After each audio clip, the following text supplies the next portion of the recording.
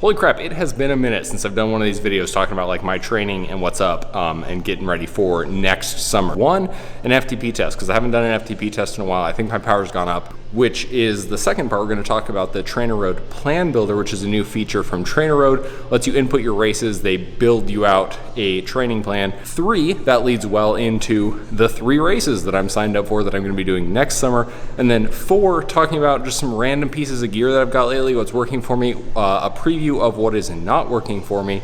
But with that said, FTP test number 1, let's do it. A little bit of quick history. Last May, I tested at 212 watts. That was coming off of about 5 months of not biking very much, but it was coming off 2 50-miler running races. So I had pretty good cardio, but not a lot of biking. But I just completed 6 weeks of TrainerRoad Sweet Spot Base mid-volume part 1. That is not technically an FTP builder. Been doing my workouts with an FTP of 206, which based off my weight is about a 3.1 watts per kilo. That FTP was done on a road bike. Obviously I'm on my tri bike because that's more what I care about now, and I'm going to be in my tri position for the duration of this FTP test. That's kind of important because typically you can put out more power on a road bike, but that's not what I care about right now. I care about my FTP on the tri bike. So we're gonna stay in that tri bike position the entire time, even if it means sacrificing a little bit of FTP. Just took a lot of time off biking, especially with my move and changing jobs and just a lot of BS excuses, but at the end of the day, I didn't ride much. What is an FTP test if you don't know? It's basically a measure of your functional threshold power, which is the amount of power that you can put out before your body goes past its lactic threshold, which is essentially when you start to go anaerobic. I can do, 70% of my FTP, and I can do that for this many hours. It's very predictable in that sense. It's a great metric. It's even a little more useful than heart rate because heart rate can be slow to adapt. The cool thing about the ramp test is it's a ramp. So it starts off super easy. You spend the majority of your time way under your FTP, your current FTP, and then it's those last few minutes where you go over your FTP, usually in 20-watt increments for a minute at a time, makes a calculation, figures out your FTP based off that. So rather than being 20 minutes of a lot of pain, it's basically 16 minutes really easy, and then like 3 to 5 minutes really hard. During that really hard part, the goal is to stay as consistent as possible, to work as hard as possible, and get every single second. Got a little bit of honey water in here. That's been what I've been doing a lot on trainer rides right now. You don't need the sugar for this short of an effort. It seems like there's a little bit of data that says tasting something sweet or having water in your mouth might get you a couple little bit extra, so I like to do it. All right, I'm within about 25 watts of my FTP right now. Feeling fine. It really doesn't hurt right until you get over it. The trick, especially if you're not on a smart trainer, is to hit that number without exceeding it. You don't want to blow up early.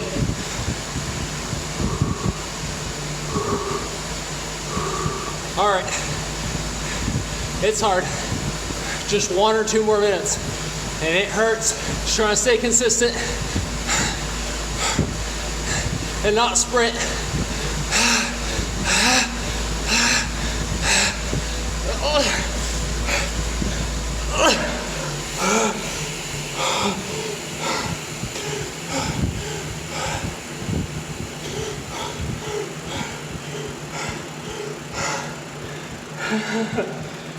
It's like you expect it and it still hurts more than you think. Here's the moment of truth. Click end test, see what my new FTP is. Suggest me at 220. So up at least 14 watts in 6 weeks. That's not bad. Although the shitty thing is everybody's excited for an FTP bump, and then your next workouts are just that much harder. I said that ramp tests made the pain less concentrated, and that's true. That does not mean it's easy. They're actually still really painful. That last like minute, 2 minutes is pretty rough, not gonna lie. That comes out to about a 3.23 watts per kilo for me. All right, so 2, TrainerRoad Plan Builder. So if you're not aware, TrainerRoad is an indoor training program for cyclists and triathletes. It's an FTP based system. So the reason we do those ramp tests like I just did is because it scales all the workouts based on your FTP. So it might have you at, like 93 to 95% of your FTP for a certain amount of time. I like it. This isn't paid for by TrainerRoad. I'm sure they have no idea who I am, but I like their stuff. They recently came out with something called Plan Builder, which is new for them. One of probably the biggest critiques people have had for them is, just like which of their training plans do you get into and when do you time them out? Because there's a base, there's a build, and there's a specialty. Plan Builder, and basically what it does is it allows you to punch in your experience, how much time you can commit to training, your races, how you prioritize your races, what type of race they are, does all of that stuff, and then it spits you out a plan. I basically punched in all my races, and it's gonna give me all of my workouts for the next 6 to 12 months with builds and bases and tapers and recoveries all built in. Super freaking cool.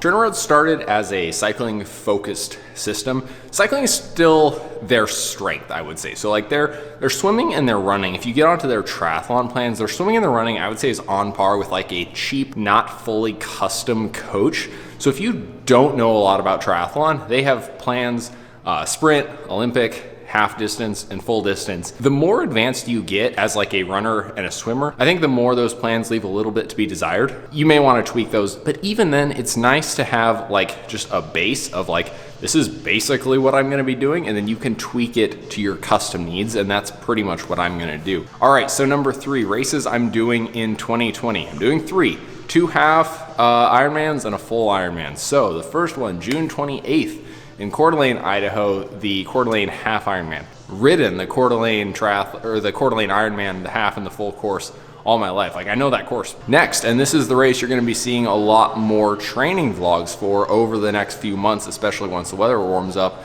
Ironman Penticton, which is Ironman Canada. I'm doing that race. So it's the return of Ironman Canada after it's been gone for a few years. This is the race which has been there in Penticton, British Columbia for decades.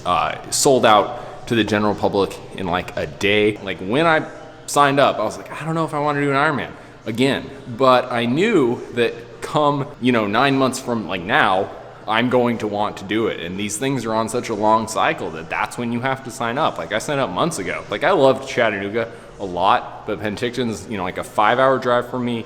The history, the culture, I feel like it's just gonna be a big party, and I'm super excited. Then lastly, number 3 is Ironman Maple Valley, which is a half Ironman. It just got announced a few weeks ago. It's basically like 20 minutes from Seattle. This is just a race I'm doing because it's 30 minutes from my house, and I've got some friends who might do it with me, and that's Maple Valley, and that's my 2020 season. I will say, and I'm gonna put this out there, and I might follow it up a little bit more at a future point. I kind of want to get involved a little bit with the disability community. Some of you may know I was part of a team that pushed a wheelchair athlete in the Marine Corps Marathon. I've got some experience working with people with disabilities. I know Brent and Kyle Peace pretty personally and pretty well. So I've got some experience and some work in this area. And I'm kind of interested in maybe piloting someone in a triathlon who's presumably visually impaired. I think that's probably the skill set that maybe I can help someone out. So point is, if there's a need and maybe I could help someone out, I might be on board, see what I can do. I would also strongly encourage you, find some organizations in your local community to reach out and help someone with disabilities. I've been a pilot for people on rides, getting to help people out. Pushing Kim in the wheelchair at Marine Corps Marathon was one of my most enjoyable race experiences ever. So lastly, some gear that I've been using, just some quick info that doesn't warrant a whole video. Polar OH1 Plus heart rate monitors. Reviews pushed it slightly over the Scotia Rhythm. I've been enjoying it. Optical heart rate is never as good as a full-on chest strap. It's been pretty freaking good. The main thing that I've noticed though, you have to charge these so much more. Like my chest strap, I went months without replacing. This thing at like 7 hours or 8 hours of use per week, I'm charging it at least every week. But it's convenient, it works while swimming, it's very comfortable. All right, bib update. If you followed my continuing saga on bibs, I used to be on the Jordana silver lines. I went through 2 pair of those. Really freaking comfortable, loved them. The seams ripped out of the crotch like twice. I tried out the black bibs on recommendation because I don't like spending a lot of money on bibs, which are like $40 bibs or $60 if you get the silicone grip. A lot of people like them, so I'm not saying they're bad. I did not have a great experience with them. There's gonna be a full review coming soon, but the ones that I'm using now are the Castelli Free 4.0s. Got these for like 110 bucks on Black Friday. I think they're normally like 150, but I did learn, little pro tip, the chamois in these is the same as this other one, which is on the screen now. And these guys are way cheaper. So if I had to do it again, and I think I might still do it, these are like the ones that I would use in training. These 4.0s are more like aerodynamic and they have like fancier fabric and all that. These are more your like racing, outdoor, nice bibs. Man, they're comfortable for $100. Oh, like 100% worth it. The only little quirk that I have with them right now is, I'm just gonna strip for you guys real quick, these elastic straps. I don't know if they're just like meant to be thin or whatever. Like, I don't know why they do that, but honestly, I prefer just like webbing, like thicker webbing. It doesn't bunch up, like it doesn't get like that thin. Like a thick web distributes the pressure so much better, I think, than these thin webbing ones. But yeah, overall, amazing. These are gonna be my bibs of choice for the next little bit. All my training is indoors right now, and you don't wanna see me sit on the trainer for 6 hours a week, but when the weather improves, lots of riding around Seattle, lots of training tips, good stuff planned. If you're gonna be at any one of the races, let me know. It'd be fun to meet some more people. I really enjoyed that at Chattanooga. Don't slack in your winter base miles. Now is when your summer is made, if you can endure it. With that, see you on the next one. Bye.